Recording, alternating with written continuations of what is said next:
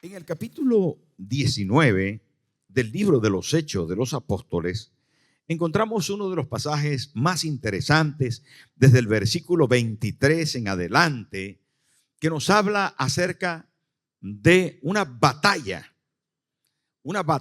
que está sin duda evidente en estas páginas, en estos versículos. Y vamos a leer desde el versículo 23 en adelante del libro de los Hechos, capítulo 19. Hubo por aquel tiempo un disturbio no pequeño acerca del camino, porque un platero llamado Demetrio, ¿cómo se llamaba el platero? Que hacía de plata templecillos de Diana, daba no poca ganancia a los artífices, a los cuales, reunidos con los obreros del mismo oficio, dijo: varones, sabéis que desde este oficio obtenemos nuestra riqueza. Pero veis y oís que este Pablo, no solamente en Éfeso, sino en casi toda Asia, ha apartado a muchas gentes con persuasión, diciendo que no son dioses los que se hacen con las manos.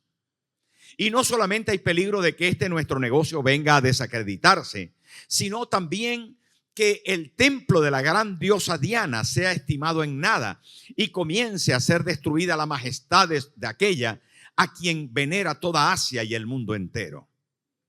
Cuando oyeron estas cosas, se llenaron de ira y gritaron diciendo: grande es Diana de los Efesios. Y la ciudad se llenó de confusión y a una se lanzaron al teatro, y arrebatando a Gallo y a Aristarco, macedonios, compañeros de Pablo, y queriendo Pablo salir al pueblo, los discípulos no le dejaron. También algunas de las autoridades de Asia, que eran sus amigos, le enviaron recado, rogándole que no se presentase en el teatro.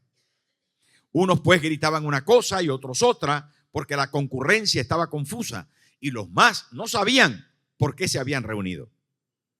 Y sacaron de entre la multitud a Alejandro, empujándole los judíos. Entonces Alejandro, pedido silencio con la mano, quería hablar en su defensa ante el pueblo. Pero cuando le conocieron que era judío, todos a una voz gritaron casi por 2 horas: grande es Diana de los Efesios. Entonces el escribano, cuando había apaciguado a la multitud, dijo: varones efesios, ¿quién es el hombre que no sabe que de la ciudad de los Efesios es guardiana del templo de la gran diosa Diana y de la imagen venida de Júpiter?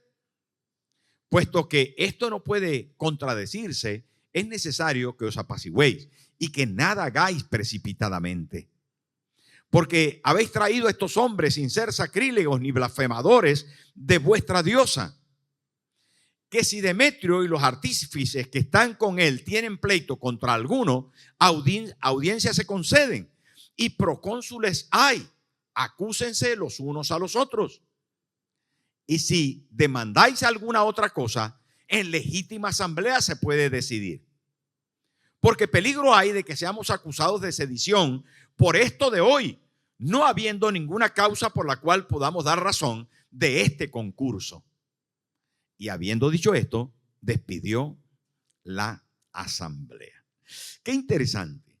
Miren, la Biblia está llena de pasajes de este tipo que en algunos casos, y según algunas menciones, da hasta risa, ¿no? Porque somos los humanos tan particulares, tan especiales para algunas cosas, que se nos deja ver lo que hay en el interior, y muchas veces en el interior no hay nada, sino hay solamente puro humo y algunas motivaciones, por cierto, que no tienen que ver con lo que se discute o por lo que se lucha.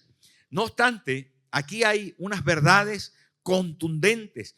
Y en el versículo 23 que nos ocupa desde el principio del pasaje, vemos la batalla entre Cristo y los ídolos.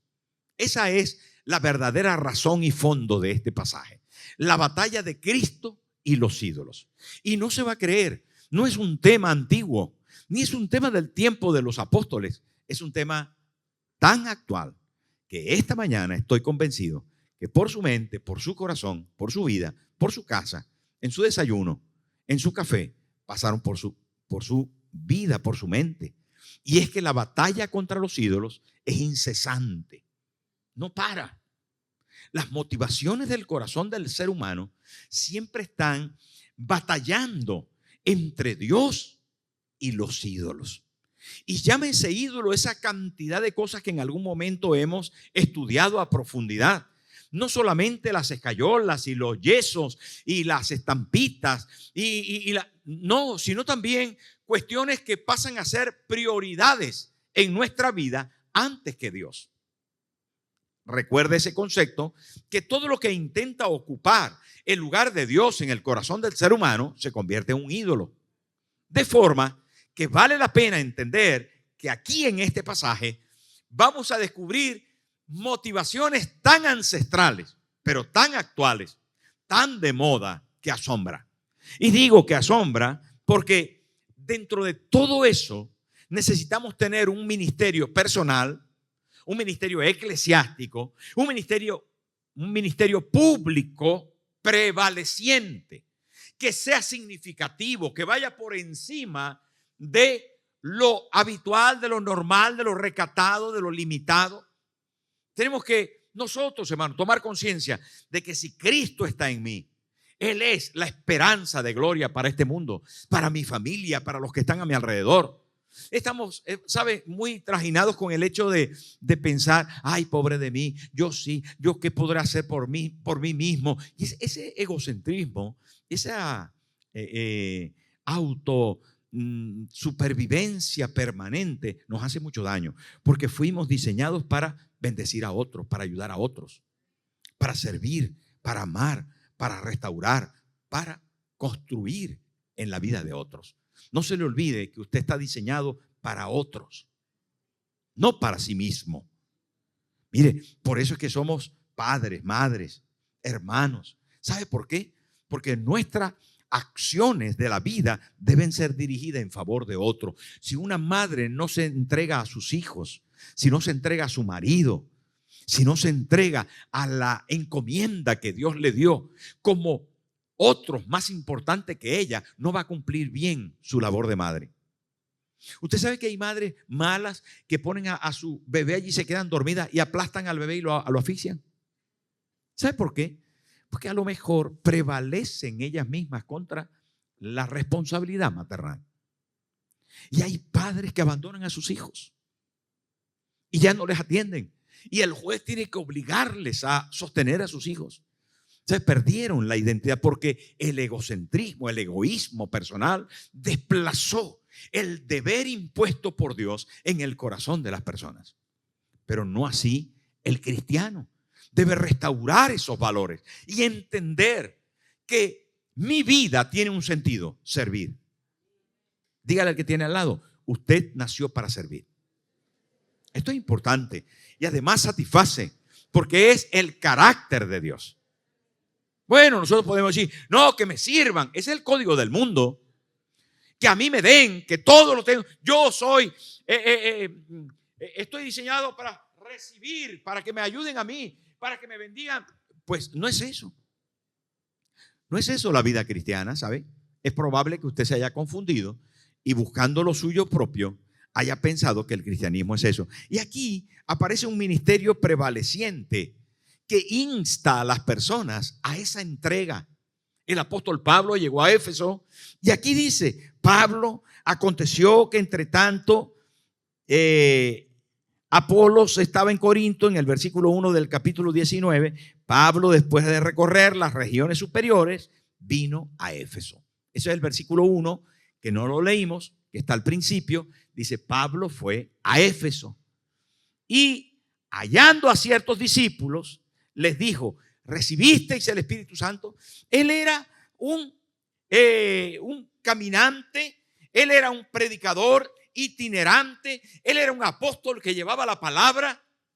Y él, cuando entramos en el versículo 23, la primera cosa que se menciona como el nombre de los cristianos, del cristianismo, de la iglesia, no se menciona sino con un título. Dice, versículo 23 dice, hubo en aquel tiempo un disturbio no pequeño acerca de él.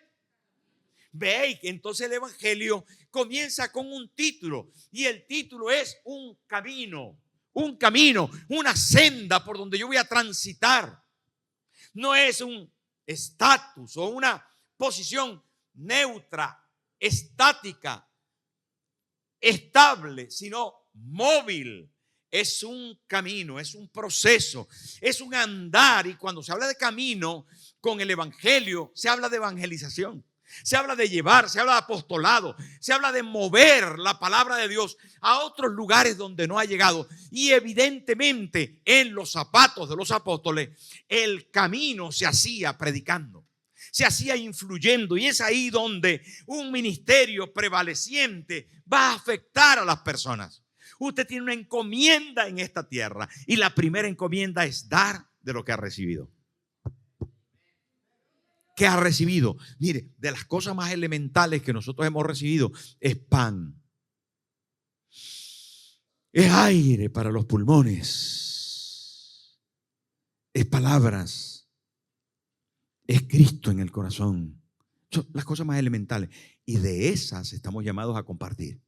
Sí, a compartir a Cristo de corazón a corazón, pero también a compartir el pan, a entregar nuestras vidas en ayuda y servicio a otros, en dar aire, hálito, palabras de aliento, de bendición. Un ministerio prevaleciente como el que queremos desarrollar en esta iglesia como creyentes debe dar a las personas. Repito, usted nació para servir y téngalo como código de vida. Yo voy a servir, yo voy a servir. En eso encontraré también descanso, satisfacción, autosostenimiento. En eso encontraré de manera legítima mi supervivencia, hasta mi prosperidad y mi bendición. Porque dando es como se recibe. La Biblia dice, dad y se os dará. ¿No dice así acaso la palabra? Dad y se os dará. Medida llena, abundante, remecida y rebosante dará Dios en vuestro regazo.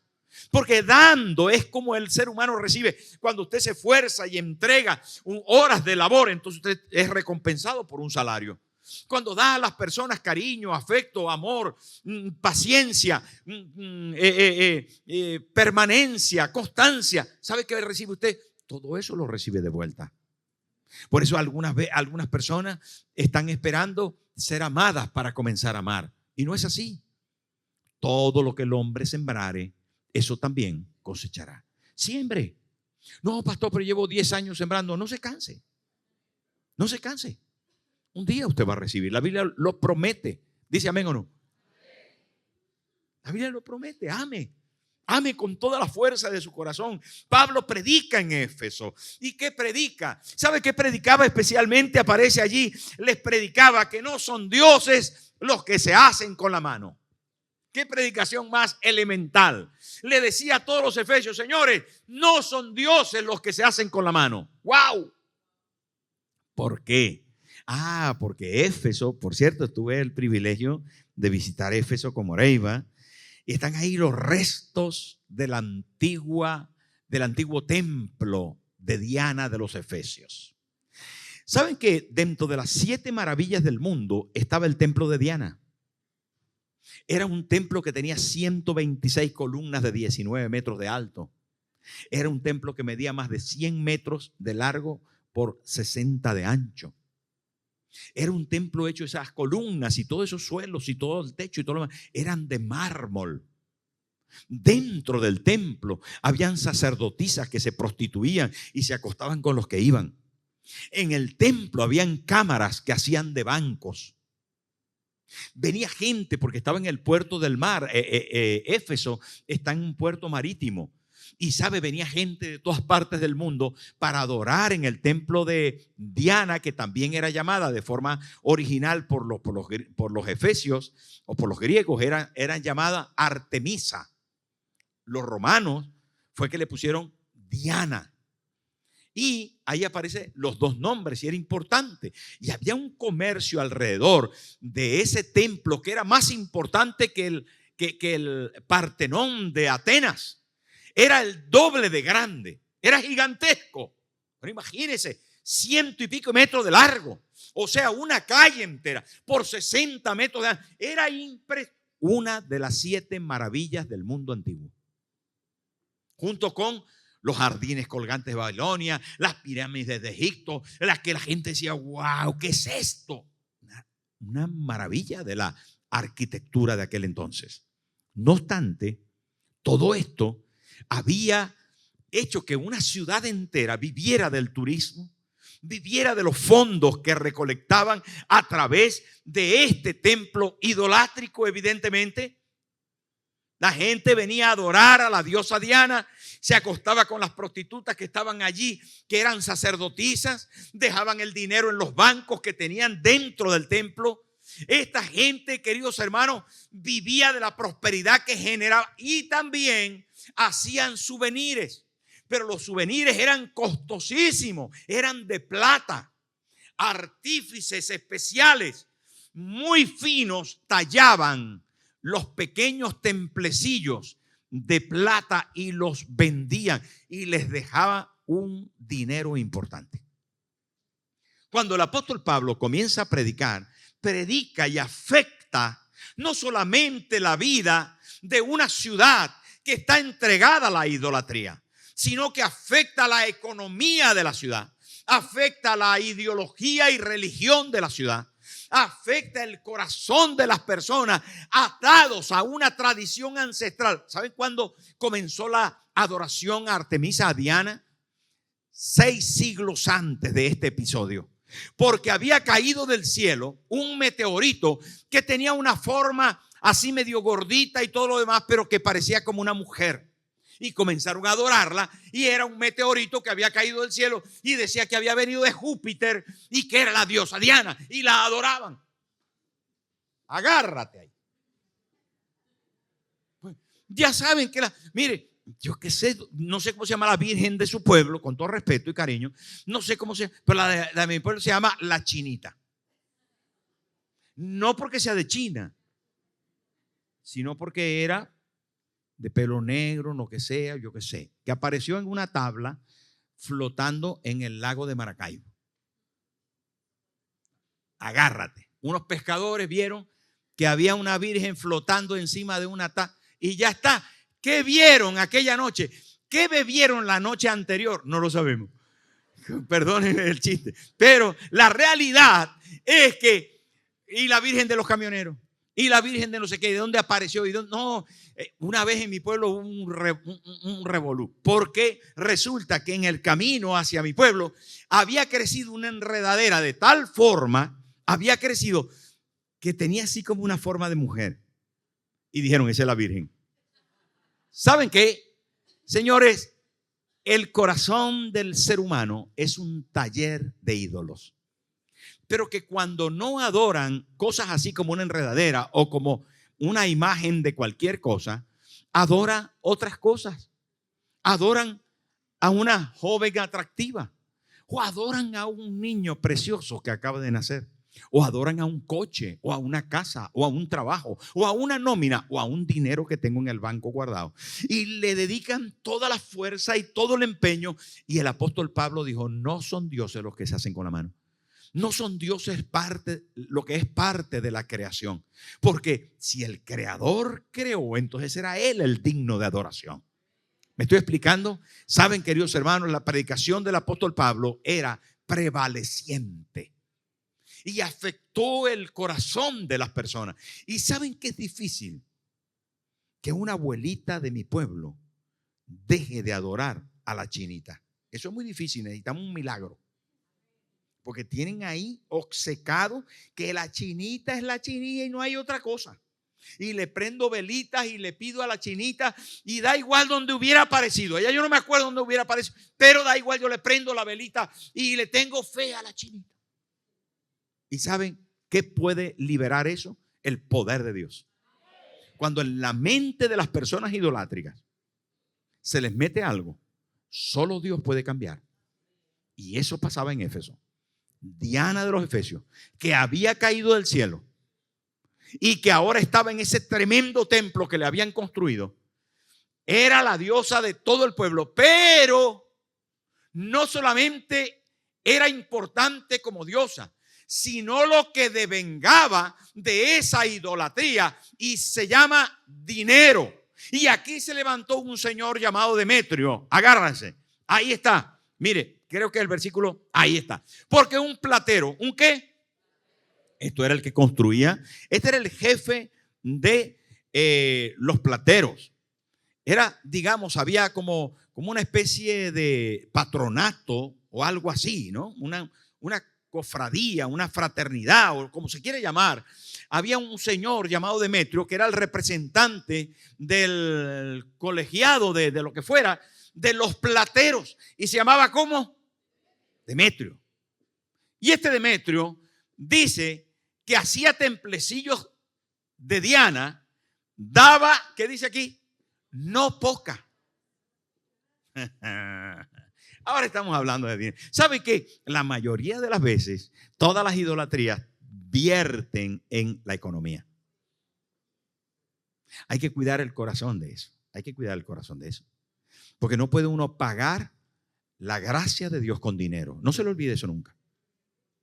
¿Sabe, hermano? El dinero, cuando nosotros recogemos las ofrendas, los diezmos, cuando nosotros recogemos dádivas, siempre son voluntarias. Y nunca intentan pagar su salvación. Nunca intentan pagar su salud. Nunca intentan pagar su felicidad. Todo lo que intente pagar, lo que viene del Padre Celestial, está mal llevado. Cuando usted otorga dinero para compensar o para intentar rescatar el favor de Dios, entonces lo está haciendo mal. Porque de la gratitud debe nacer nuestra dádiva. De la adoración debe nacer nuestra dádiva. Desde lo profundo del corazón. Cuando ahora, eso sí, todos los personajes bíblicos ofrecieron sacrificios para adorar, para levantar el nombre del Señor. Porque el sacrificio, la entrega, la consideración de que el Dios que me ha dado requiere, enseña que yo debo devolverle, no para pagarle, sino para agradecerle y adorarle. Esto es importante. Es importante, porque usted le puede dar la vuelta al asunto y decir: yo voy a pagar lo que estoy recibiendo. No. Yo voy a agradecer lo recibido, porque usted nunca podrá dar nada que no haya recibido. Mire, aún la adoración, que es la única cosa que nace de su interior porque usted ya el interior lo tiene, porque Dios se lo dio, la vida. Así que no hay nada, pero absolutamente nada que usted pueda dar a Dios que no haya recibido. Por lo tanto, se trata de gratitud. Y aquí entramos en este tema, queridos amigos, del que hay que cuidarse mucho, que es ganancias, dinero. Había sido afectada la religión, la fe de la gente de Éfeso, porque ahora Pablo estaba diciendo: no son dioses los que se hacen con la mano. Y se estaba produciendo un impacto milagroso en la vida de aquellos que escuchaban. Porque algunos estaban creyendo en Jesús y estaban cambiando la diosa Diana, estaban cambiando la adoración a Diana por la adoración a Cristo. ¿Cuántos dicen amén? Eso es posible porque usted y yo, que yo nací, mi madre católica, yo fui al colegio de monjas, Yo estudié en un colegio de monjas. Yo me sé la misa de memoria. Levantemos el corazón, lo tenemos levantado hacia el Señor, demos gracias al Señor nuestro Dios. Es justo y necesario, realmente justo. Yo me la sé de memoria. Pues yo estuve 15 años yendo a la iglesia todos los domingos. Comí hostia a lo loco. Y lo digo, y ¿saben qué, hermano? No me parece mal. Es probable que todo ese proceso era el proceso de salvación que yo necesitaba. Y yo bendigo la iglesia católica. No digo que seamos católicos porque realmente yo encontré a Jesús en la iglesia evangélica. Yo encontré a Jesús y la intimidad con Él en la iglesia evangélica como usted lo ha hecho. ¿Y sabe qué? Pero yo, con todo respeto, bendigo a las monjitas, que algunas eran regulares, pero yo bendigo a las monjas que me enseñaron el Padre Nuestro. Yo rezaba el Padre Nuestro, pero como un rezo así mecánico. Bueno, me estoy desviando y tenemos poco tiempo, pero la verdad, mi madre me enseñó el Padre Nuestro, una oración bíblica, o sea, me enseñó la palabra de alguna forma, aunque fueran unos versículos. Mi madre me enseñó moralidad, porque ella creció en la iglesia católica. era amiga del cura y me llevó al colegio de monjas. Así que en mi casa prevalecía la fe cristiana de alguna manera. Eso me llevó a Cristo. Quiero decir que todo eso me ayudó, pero aquí en Éfeso la adoración a Diana estaba lejos de Cristo. Pero la gente terminó convirtiéndose. Ahora, el problema del dinero que aparece aquí era otro de los temas que había que salvar, que había que saltar.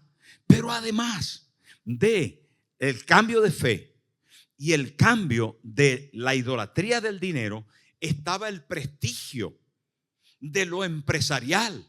Y Demetrio dice, señores, versículo 25, señores, hay un hombre, versículo 26, pero veis y oís que este Pablo, no solamente en Éfeso, sino en casi toda Asia. ¿Dónde dice Demetrio que está predicando Pablo? En casi toda Asia. O sea, hay un señor impío que está diciendo, hey, el evangelio lo están predicando por todas partes. Y esto me gusta, es un deber que nosotros tenemos. Y dice, en casi toda Asia, ha apartado a mucha gente. O sea, se han convertido. Está pasando, aunque sea difícil para la viejita, aunque la virgen de no sé qué, aunque lo que sea, no, hay gente que está encontrando a Cristo y está siendo cambiada. ¿Cuántos dicen amén? Porque Dios puede transformar el corazón de un idólatra. Dios puede cambiar y lo hace, y lo hizo con nosotros. Lo hizo con nosotros. Que yo alguna vez encendí alguna velita detrás de alguna parte para pasar matemática. No me funcionó. Pero tenía que estudiar.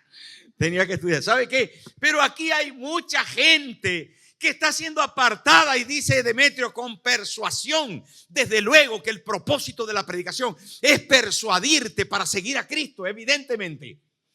Diciéndolo de forma llana. El Espíritu Santo estaba obrando y dice el texto claramente el mensaje del apóstol. Y el mensaje del apóstol era: no son dioses los que se hacen con la mano. ¿Qué mensaje más claro daba Pablo? Me gusta mucho porque es un impío que está diciendo lo que Pablo predicaba. ¿Y sabe qué predicaba? No son dioses los que se hacen con la mano. No es por tu trabajo, no es por tu esfuerzo, no es por tu dinero, no es por la construcción de lo que... No, Dios está por encima de todo. Y Él es inmaterial. Hermano, no trabajes, no entregues tu vida solamente por lo material. Ojo con esto.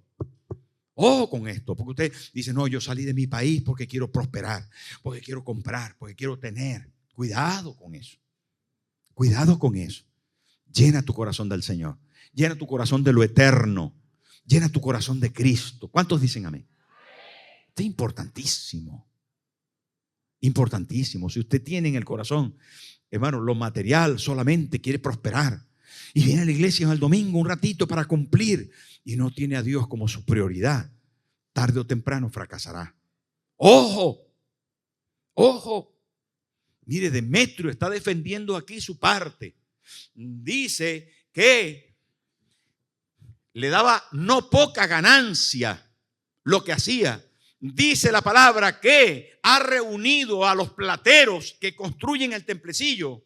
Y dice, este señor está desacreditando nuestro negocio porque le está diciendo a la gente que ya algunos le están siguiendo que no son dioses los que se hacen con la mano. Por lo tanto, si nosotros hacemos con la mano los templecillos, que son los que nos dejan dinero, nuestro negocio está en cuerda floja. ¿Se está dando cuenta? Mire, paréntesis, saltamos al Nuevo Testamento, al libro a los evangelios. ¿Y sabe qué? ¿Usted se acuerda que había un hombre que también tenía en el corazón el dinero como prioridad? Y era uno de los apóstoles. ¿Sabe cómo se llamaba? Judas. ¿Sabe dónde se le vio el plumero? En aquel momento, cuando viene una señora y rompe un frasco de alabastro de nardo puro de mucho precio, muy caro, lo rompe a los pies del Señor y derrama el nardo, un perfume carísimo, carísimo, carísimo. Rompe el envase y Judas se le salen los ojos así y dice: ¿por qué se está haciendo este desperdicio? Esto se pudo haber vendido. Se le salió la clase. ¿Pero por qué? Usted sabe que algunos de nosotros somos así, materialistas a reventar. Tenga cuidado, porque se ha convertido un ídolo en su corazón, el Señor, y se ha sentado en el trono de su vida. Y usted ha tenido como prioridad las cosas. Escúcheme, se lo he dicho tantas veces que ya creo que debería aprenderlo. Usted ha puesto en su corazón, en su amor, como cosa prioritaria las cosas. Y las cosas no fueron creadas para amar, sino para usar. Y Judas dijo: ¿cómo esto se pudo haber vendido? Y para tapar, para ocultar su motivación, dijo: se lo hubiésemos podido repartir entre los pobres. Los pobres, le importaban mucho los pobres a Judas. Él estaba pensando en su dinero, en sus monedas, en lo que sacaba de la bolsa. Pero igual Demetrio, después de este versículo, ¿sabe qué dice el versículo 27? Mire a dónde vamos, mire a dónde vamos. Y no solamente hay peligro de que nuestro negocio venga a desacreditarse, sino que también el templo de la gran diosa Diana sea estimado en anda la diosa. Sí, ahora me va a decir que la diosa. Lo mismo que Judas. Es el mismo sentido de Judas. No, la gran diosa Diana se va a desacreditar. ¿Cómo va a ser posible que nosotros dejemos que el templo de la diosa, la grande, anda, que tú lo que estás buscando, Demetrio, es tu bolsillo. Estás defendiendo tu bolsillo. ¿Y sabe por qué? Porque el ídolo más importante que había en el corazón de Demetrio no era Diana. Era la moneda del César. Era el dinero. Y muchos de nosotros no nos damos cuenta, pero le damos más prioridad al dinero. Le damos más prioridad a las ganancias, a los bienes materiales que al Señor. Cuidado con eso. Ojo con eso. ¿Cuántos dicen amén? Pero ¿sabe qué? Sucedió que la predicación de Pablo no se detuvo. Prevaleció. Porque un ministerio prevaleciente causa problemas. Y tenga en cuenta que cada vez que usted quiera servir al Señor con fuerza, encontrará obstáculos, encontrará dificultad, pero Cristo tiene que ser el Señor. Termino recordando que una vez Jesús se acercó a él, un muchacho joven, y le dijo: maestro bueno, ¿qué debo hacer para ser salvo? Y Jesús le dijo: ya la hora, ¿verdad, campeón? Vente, vamos. Maestro bueno, ¿qué debo hacer para ser salvo? Y Jesús le dijo: ¿has cumplido los mandamientos? Y yo: todos los he cumplido desde mi juventud. Ahí le pudo haber dicho Jesús: mentiroso, pero no se lo dijo. Entonces, bueno, una sola cosa te falta, le dice Jesús. Te falta una sola cosa. Era un joven rico y le dijo: vende todo lo que tienes y dalo a los pobres y ven y sígueme. Podía haber sido el apóstol número 13. Aquel joven fue llamado por Cristo a seguirle, como lo hizo con Pedro, como lo hizo con Juan, como lo hizo con Tomás, como lo hizo con todos. ¿Y sabe qué? Pero aquel muchacho bajó la cabeza triste y se fue porque tenía muchas riquezas. Saben, en medio de nuestro andar diario en la vida cristiana, tenemos que cuidar nuestro corazón. Porque hay cosas que van a intentar asaltar nuestra vida y quedarse ahí instaladas para siempre. Pero Dios quiere ser primero en tu corazón. Él quiere tener la prioridad. Quiere tener el trono donde sentarse, gobernar, dominar, bendecirte y hacerte saber que en su señorío, que en su capacidad, que en su provisión y en su grandeza hay suficiencia, hay completo, hay la bendición entera que usted y yo necesitamos.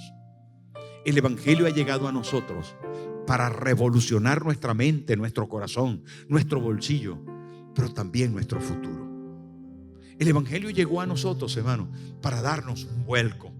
Y si ese vuelco no se ha producido, es porque de alguna manera lo has tomado muy light, lo has tomado muy superficial. Deja a Jesús sentarse en el trono de tu vida. Sé radical en Cristo.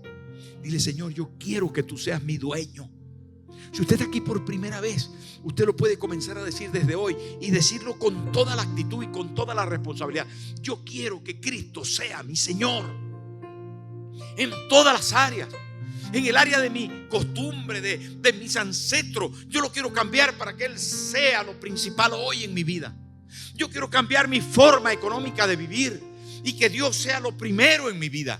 Yo quiero cambiar mi futuro, mi estrategia, mi forma, mi pensamiento, mis actitudes, aún mi tiempo, porque voy a servir al Señor y me voy a dedicar a Él. Todo esto terminó con un alboroto tan grande que se fueron allá al foro romano, donde cabían 25,000 personas, y gritaron: grandes Diana de los Efesios, porque cuando te tocan la parte que te duele, gritas. ¿Sí? 2 horas gritando: grandes Diana de los Efesios, grandes. 2 horas. Si usted llega aquí a las 9 de la mañana y son las 11 de la mañana y la gente está gritando, usted se va. O sea, es una locura eso. Una histeria colectiva se apoderó de aquel coliseo. Éfeso estaba convulso, pero al final Dios se sacó la parte. Más adelante hay una epístola del apóstol Pablo a los Efesios. Había una iglesia allí. Dios construyó su reino en medio de la confusión, de la idolatría, de la falsedad, del materialismo. Dios construye su obra en medio de todo. Y no te preocupes, Él es el Rey. Él lo va a hacer. Él lo va a hacer. Ahora, la pregunta es, y para terminar, ¿tú quieres que lo haga en ti?